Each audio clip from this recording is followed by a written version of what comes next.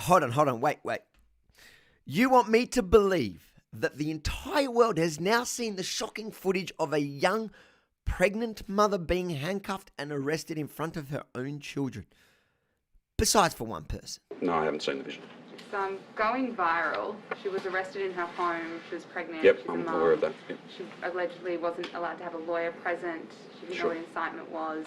She posted something on Facebook. Allegedly, she was planning a peaceful protest. Do you think it was a fair arrest? Well, what I'd say to you is I've not seen the vision.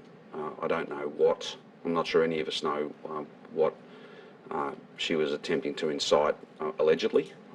What I can say, though, is Victoria Police will be out, I think, a bit around noon, if not a bit earlier, and they'll be able to speak to all of those matters. Well, you know me, I stuck around for the police press conference on the matter, and I'm here to bring you all the facts, including facts journalists there have missed as usual. So make sure to watch it through all the way to the end and then share it far and wide so the world can see the truth.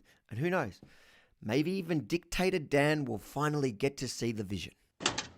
We're absolutely satisfied that in those circumstances, the members behaved appropriately and in accordance with our policy. I'm not here today to tell you I told you so, even though I did warn you over and over again. Now, some of you took those warnings seriously, but others attacked me for what you call defending crazy conspiracy theorists. Now, I don't know Zoe Buller at all. Maybe she is a batshit crazy tinfoil hat wearing whatever, as the Assistant Police Commissioner described last week. It doesn't matter.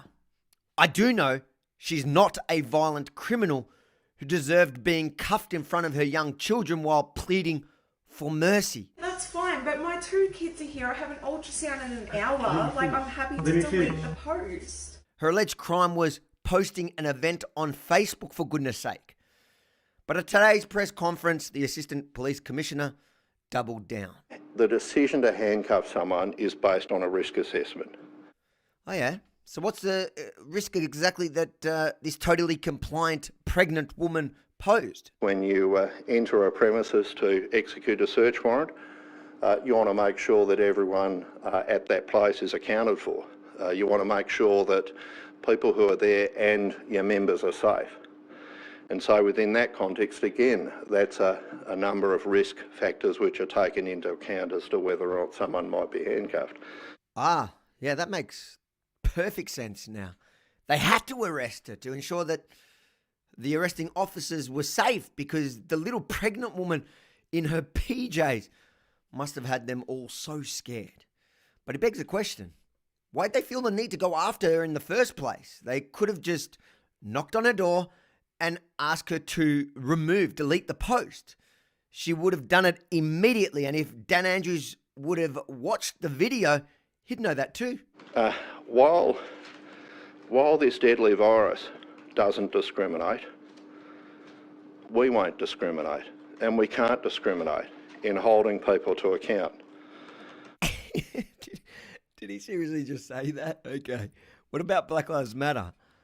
Victoria Police have only discriminated against anti-lockdown protests now and back during stage 3 in Melbourne. Our obligation to hold people to account. I mean, if we started to say, oh, well, look, we can't possibly hold this person to account because of a particular attribute, I mean, where do we draw the line? The key piece here is we're focusing on behaviour. And in this case, we're alleging that this individual engaged in serious criminal behaviour, inciting a public protest at a time when public protest is unlawful. No shame. You want to talk about serious criminal behaviour and incitement? One of the organisers of the Black Lives Matter rally in Melbourne had previously called for Australia to burn. Australia! Australia, hold the burn to the ground! Somehow she wasn't arrested and charged for actual incitement before or after their mass rally. But this young pregnant mum had to be forcibly removed from her home in cuffs and spend a night in lockup because somehow she's the real danger. So here's the thing. The organisers of the Black Lives Matter protest were on record saying We are telling people who are coming to protest to comply with the directive. I'm a former Harvard professor. These people are all idiots. My tie is caught in the paper shredder. Victor and Eduardo don't know how to undo bras. Yeah, that makes sense. What is happening at this school? I got snagged. I'm basically a bullfrog in a slingshot right now. This is bonkers. Point counterpoint, Mr. Griffin. It's actually not. We are saying to people, observe social distance. We're saying to people, wear masks.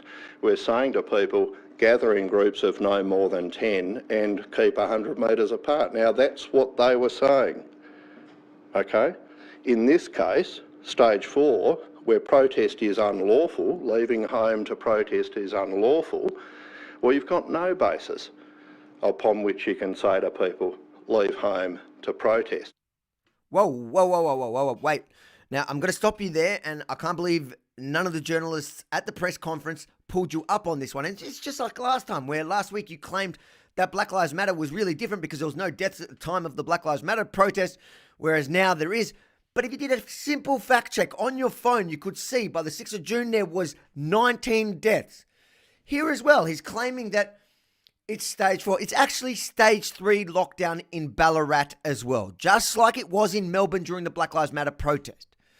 But police decided to pounce on Zoe for creating a protest event on Facebook where she also asked the attendees to wear a mask and socially distance. There's no real difference. In fact, Zoe's protest was likely far safer.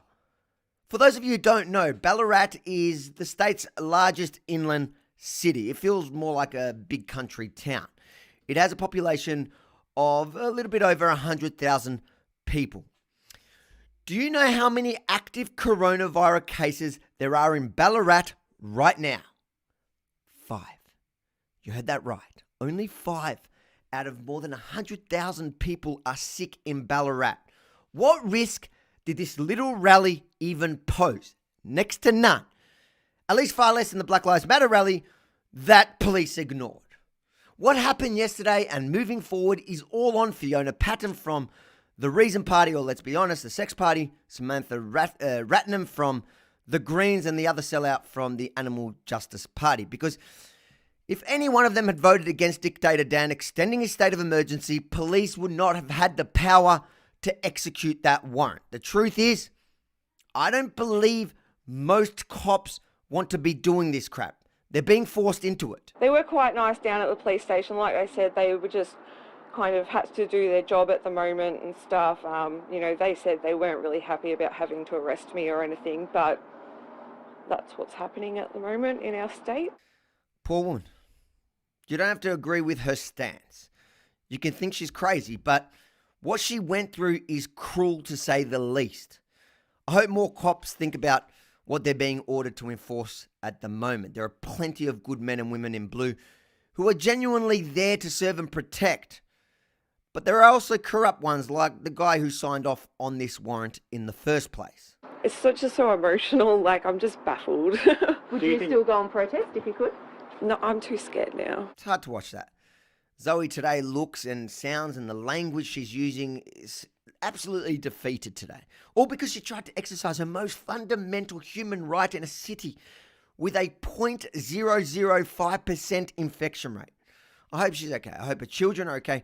And I know it sounds insignificant considering the circumstances, but I hope they get back their devices because right now we're all doing it tough. It's hard enough.